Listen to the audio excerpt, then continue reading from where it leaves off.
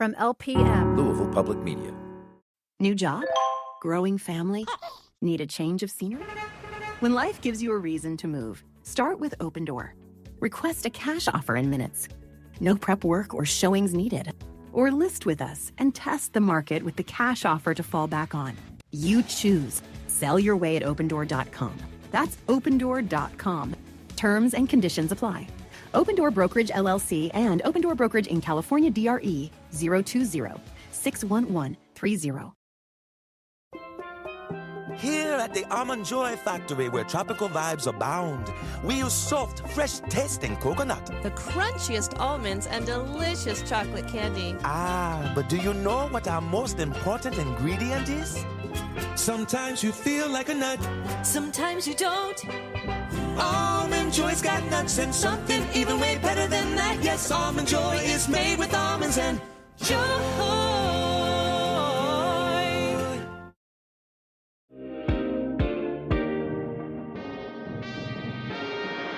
Welcome to On Track. I'm Aisha Jaffer. It's Black History Month, a time to honor the past while shaping the future. The Louisville Urban League, one of the largest organizations serving Black Louisvillians, is a nonprofit dedicated to eliminating racism and advancing social and economic equality through advocacy and direct services. As part of the National Urban League, they focus on jobs, justice, education, health, housing, and Black businesses to uplift underserved communities. Today, we're joined by Lyndon Pryor, President and CEO of the Louisville Urban League, to talk about the state of Black Louisville. He leads efforts to develop innovative programs and policies, including the It Starts With Me community health initiative, and has strengthened the League's impact through strategic policy, data, and infrastructure improvements. Lyndon, thanks for being here today. Thanks for having me, Aisha. So in your time with the Louisville Urban League, what are some of the biggest improvements and setbacks you've seen in equity for Black Louisvillians? Wow, that's hard. So I came to the league 9 years ago when we moved here and have done lots of different jobs. I think it is, and this is really the story of Black people in this country, there has always been this struggle for equity and progress in this country, and that is absolutely true here in Louisville, a city where redlining was born. And so we have continued to want to right that wrong and try to fix the harm that has been done, systematic disinvestment, and a whole host of other things. And so that push has been slow and moving, but still slow. And I think, unfortunately, over the last few months, particularly coming out of the most recent election, we've seen a rapid retreat from the progress that we have made. And so that has made things exponentially difficult for Black Louisvillians, but quite frankly, for a whole host of Louisvillians across the racial spectrum. Yeah, and we're going to touch on that a little deeper later on, because I know it's heavily influenced the work that you're trying to do. But one of the Urban League's big missions is eliminating racism and its adverse impacts on our community. What are some of the League's action items in trying to achieve that goal?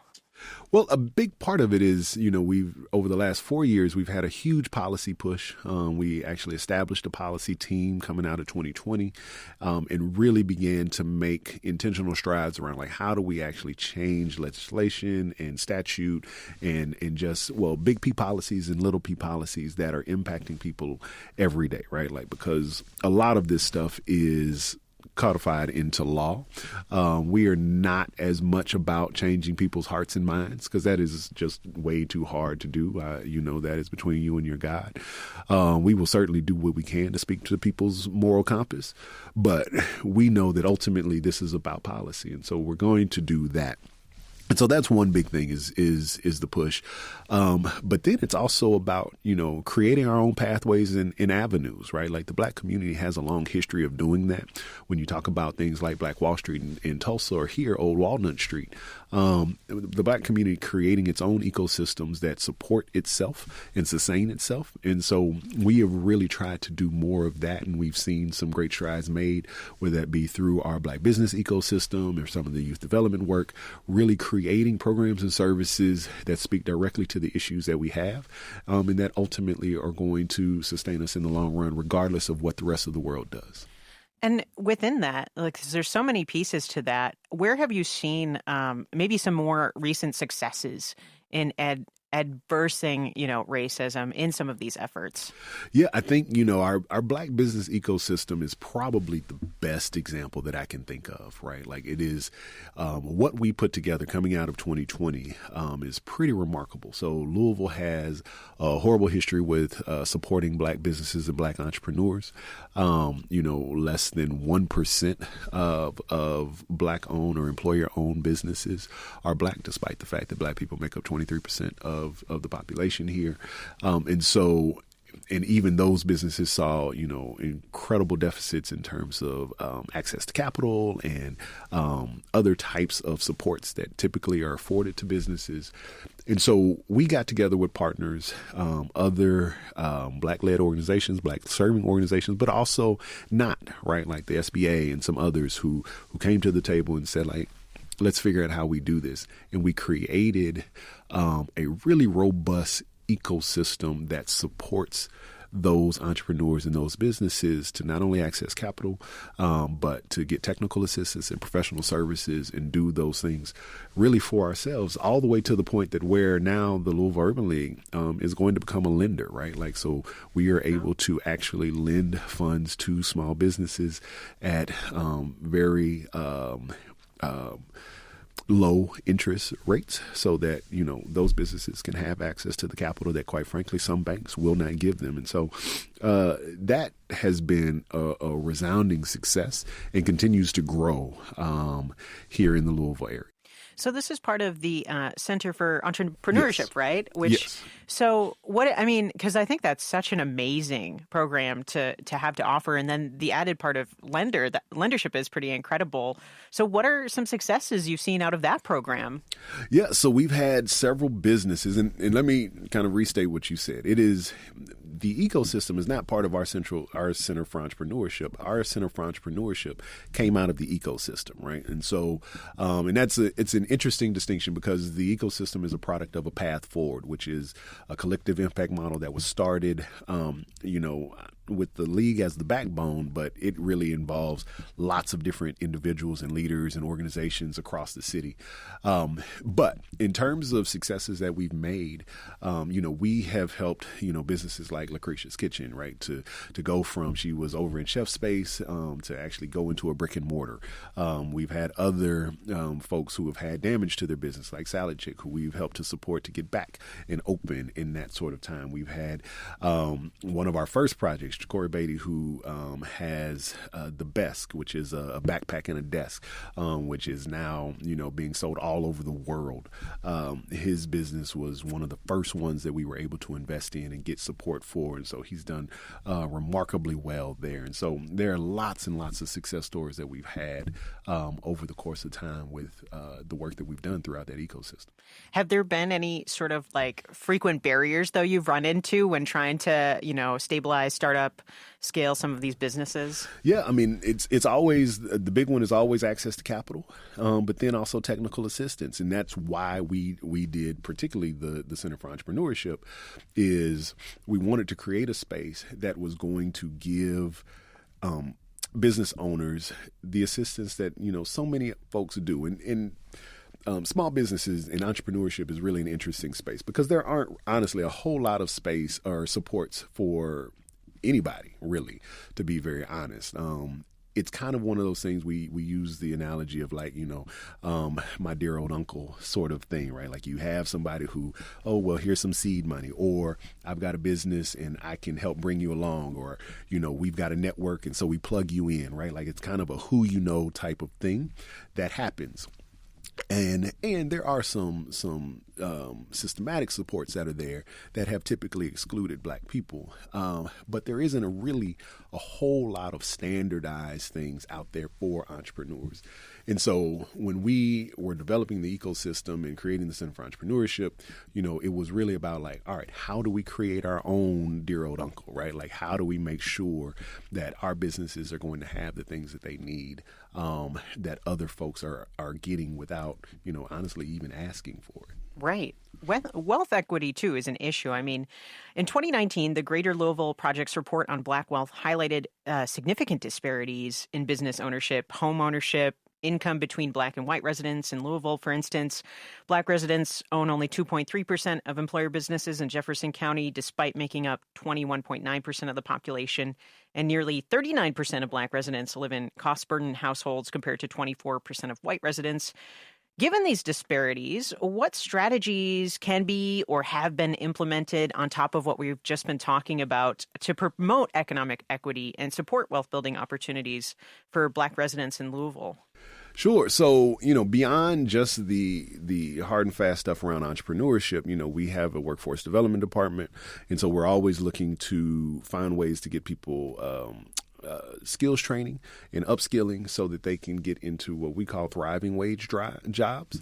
It's not just about minimum wage or even, quite frankly, living wage jobs, but we want to put people into careers that are going to sustain them and their families long term. And so that is a big part of our focus. We have our Center for Financial Empowerment, Housing and Financial Empowerment. And so we are, really teaching people about how their money works and how to make sure that their money is working for them. Last year, we helped more than 700 people pay down over $920,000 in debt. And so we understand that, eliminating debt for people is a huge way to start building wealth. But we really are about teaching people how to use money and where to invest it wisely, which is why for us, home ownership is still such a huge part of what we push, because we realize that home ownership is still one of the essential building blocks, if not the essential building block for wealth building in this country. And so we're doing all of that work together, right? And then there's also education, right? Part of what we're doing with our high dosage intensive tutoring is trying to close the achievement gap for our students in JCPS, because we understand that education is still the primary door opener for lots of people. And so we've got to make sure that our kids are as proficient and excelling in their academics as anybody else is. It's really all these incredible programs, and it all feeds into kind of the same goal. And we talked about this a little earlier. I think this is really important because it kind of rolls into fighting racism and adversing that. In light of what you lightly touched on, President Trump's recent executive order terminating diversity, equity, inclusion, or DEI initiatives in federal contracting and directing agencies, how does the Louisville Urban League plan to address potential challenges this may pose to advancing civil rights and economic equality for marginalized communities?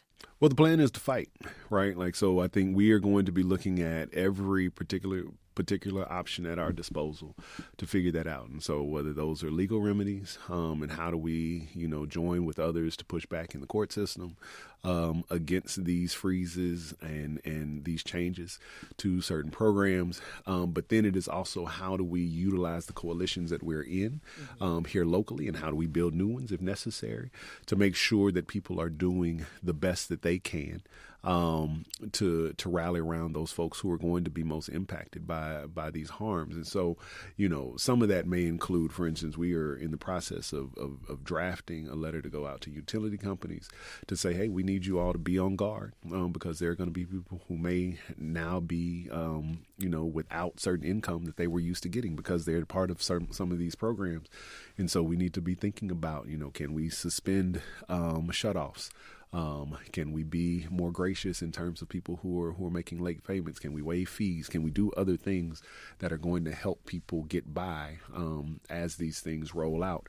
How do we push on local legislators? How do we push on local philanthropy to increase their investments, to think about all right, how do we fill the gaps that may be left by the void of some of these federal programs? And so, we've got to work collectively to do that, and we've got to make sure that we are, doing the best that we can on every front possible. But all of it is not being silent, right? We have to make sure that we are not going to crawl into our own shell and say, we're just going to kind of grin and bear it and see how this pans out. We've got to continue to be vocal advocates for what we need. Action, right? Action. Are there any other new government policies that have changed what your local and national focuses are for the Urban League? There are tons. It's kind of hard. That's a hard question. Yes, I know. There are tons that are happening. I mean, several of these executive orders issued by the Trump administration are harmful and problematic, and the things that are on the way. He is trying to make good on his promise to shut down the Department of Education, which is going to be huge. And I don't think that people really understand. Quite frankly, I don't think that he and those who have proposed it really understand what the Department of Education does. And so I don't think they recognize the harm that it's going to do, that it is going to hurt more than just the black and brown people that they intend to hurt.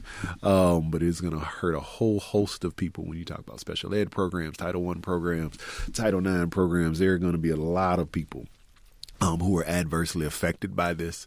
And so, that is something that is huge and on the horizon. I mean, here locally in Frankfort, there is a bill that is targeting Jefferson County and trying to end, the lead registry because somebody thinks that it should be okay for homes to still have lead pipes, despite the fact that we know it kills people. So, things like that. I think if I remember correctly, they are going to re-up the removal of fluoride from public water again, which, we fought against that a couple years ago. And again, in a state known to have, I think the worst, if not among the bottom 5 worst dental health outcomes in the city or in the country, for us to be talking about removing things like fluoride is somewhat dumbfounding. So, I mean, there are things across the spectrum that are going on. And so it's hard to pick one or two, but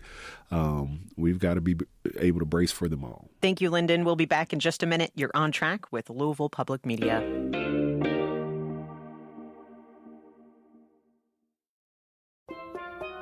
Here at the Almond Joy Factory, where tropical vibes abound, we use soft, fresh-tasting coconut. The crunchiest almonds and delicious chocolate candy. Ah, but do you know what our most important ingredient is? Sometimes you feel like a nut. Sometimes you don't. Almond Joy's got nuts and something even way better than that. Yes, Almond Joy is made with almonds and joy.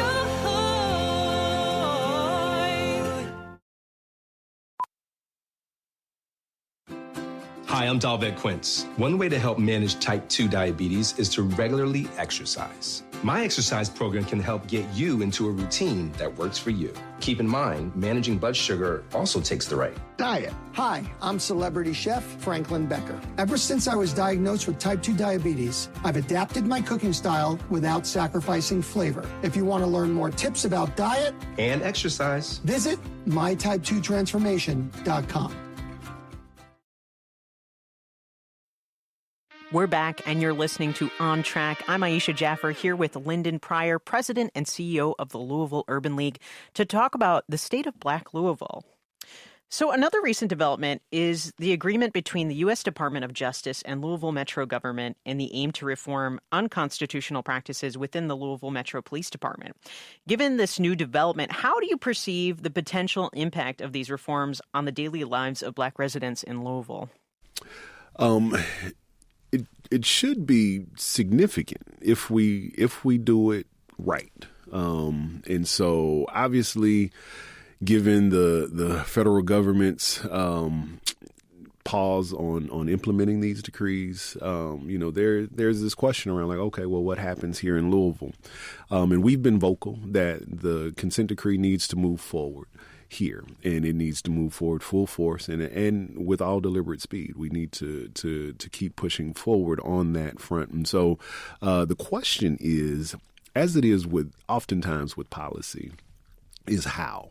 What does this actually look like in practice? How does this get done? So the mayor at his State of the City speech earlier this year said, hey, we're going to keep moving forward. And, my response to that and our response as a path forward and as the Urban League was, well, how? And we have thoughts on what that means and how that should actually look, because that is critically important. And so some of the things that we've talked about is there still needs to be community oversight in this.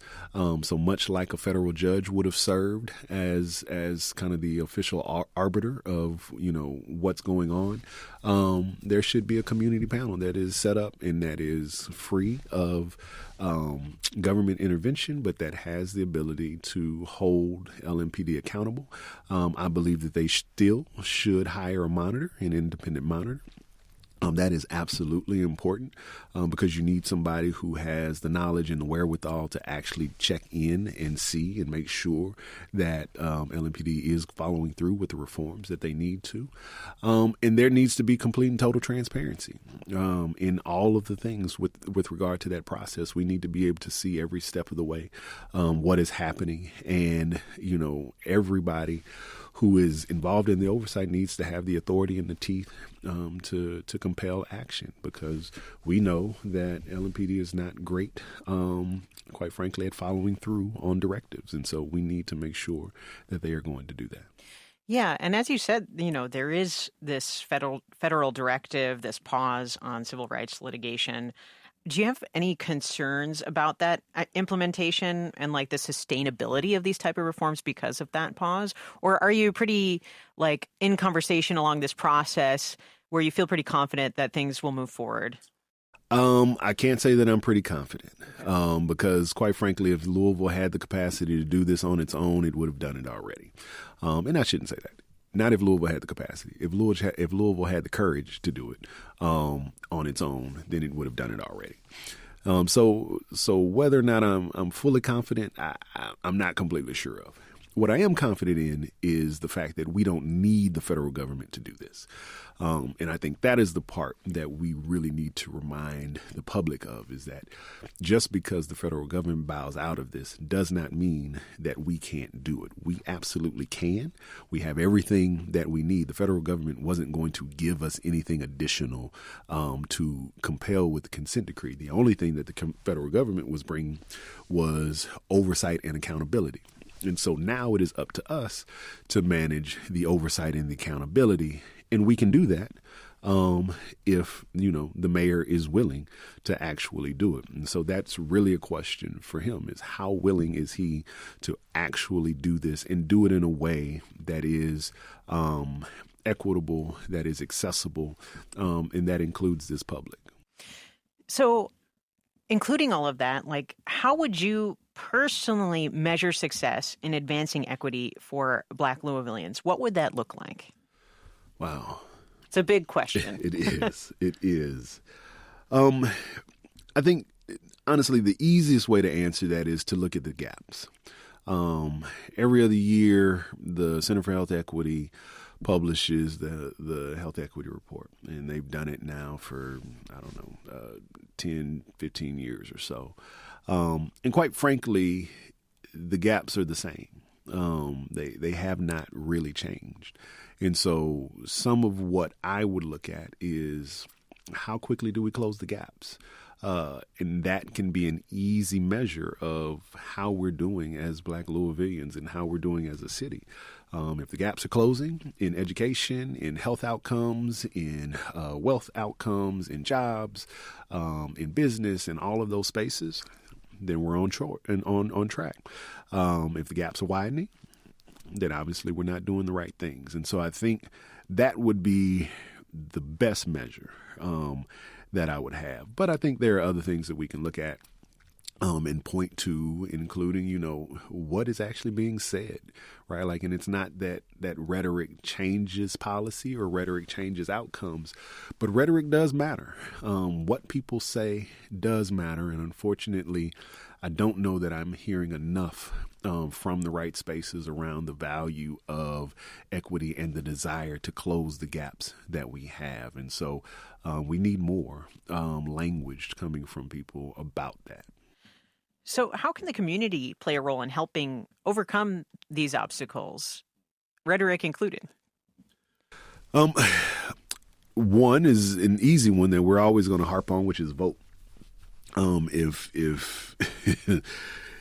we have learned nothing, and I don't know how many times we have to learn this lesson, but if we have learned nothing, voting matters. And so our unwillingness to show up at the polls and make our voices heard is a problem. And so we're going to have a mayoral election coming up here in a year and a half or so. Folks need to be prepared to vote. We're going to have a gubernatorial election the year after that. Folks need to be prepared to vote, right? Like, so that is still a huge thing that the public can do. Beyond that, though, it is about in between the votes, building coalitions, getting people together, having conversations around what we need, developing an agenda that works for your community and your constituencies, and then holding people accountable to that agenda, right? Like, and it needs to be an actionable agenda. It needs to be something that is measurable, something that we can actually put pen and paper to and say, like, oh, hey, this is what, either does or does not need to happen with measurable outcomes. But we need to have those things clear so that the people who we put in positions of power, and not just elected officials, I'm talking about business leaders, corporate leaders, organizational leaders and the like, that they know exactly what it is that we, the public, want. And so I think those are things that we can all do. And then when all else fails, hit the streets. The fact is that people power still matters. The protest of 2020, and the outcry, even leading up to the consent decree, all of those things had resonance. All of those things mattered, and they compelled people to act in certain ways. And so, if and when necessary, we need to be prepared to take physical action and get out and make sure that people know that we are still here, and not that we have forgotten about what is going on. So since this is Black History Month, can you share a living Black Louisvillian who you believe will be remembered in history books for their impact? Wow. See, that's putting me on the spot. Whoever I don't name might be offended. There are lots of people who I could name, and mind you, I am not from Louisville. I've been here for a little over 9 years, and so I would say that there are Louisvillians who I still don't, know or haven't had the benefit of and pleasure of getting to know as well as I'd love, and so living Black Louisvillians. So, I mean, I could always start with Sadiqa Reynolds, my predecessor at the Urban League. I think what she's done through the Urban League and well before that, I think is phenomenal. I would say I could add to that list Tamika Palmer, the mother of Breonna Taylor, in the way in which she has stood up not only for her daughter, but quite frankly for lots of communities here in the city in the wake of her daughter's death, in the ways she has pushed this city and moved and compelled the city to act on her daughter's behalf. I mean, we have a deflection program, for those addressing mental health because, she fought to have it in the settlement with the city, right? And so I don't know that the city would have done it on its own, even though it was something that was being asked for. So there's so many folks that I think we could think about. It's hard to choose just one. Well, Lyndon, thank you so much for being here on Track. Lyndon Pryor is the president and CEO of the Louisville Urban League. Since joining the league in 2015, he has led key initiatives, including a path forward for Louisville, and it starts with me, while strengthening policy, infrastructure, and community partnerships. Prior to his work in Louisville, he supported student development at Texas A&M University and holds a bachelor's in political science from Texas A&M and a master's in education and human development from George Washington University. On Track is a production of Louisville Public Media. The On Track production team includes Michelle Tyreen Johnson, Jacob Munoz, Alex Biscardi, and Laura Ellis. If you're just tuning in and you want to hear the full show, you can find it now at LouisvilleOnTrack.org on the LPM app or in your favorite podcast app. And let's continue the conversation. Is there something you want to hear about, something that matters to your Kentuckiana experience? Let us know by sending a text or giving us a call at 502-814-TALK or send an email to ontrack@lpm.org. I'm Aisha Jaffer, and remember, if awareness grows, we hope the bias goes. Until next time, you're On Track with Louisville Public Media.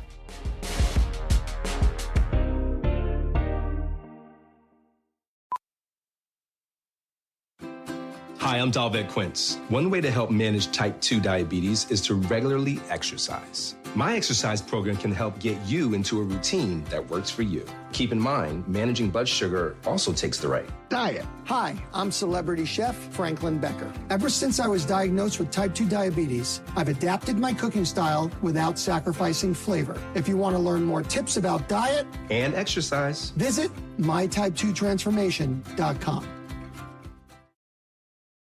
American Giant makes great clothing, sweatshirts, jeans, and more right here in the U.S. Visit American-Giant.com and get 20% off your first order with code STAPLE20. That's 20% off your first order at American-Giant.com, code STAPLE20.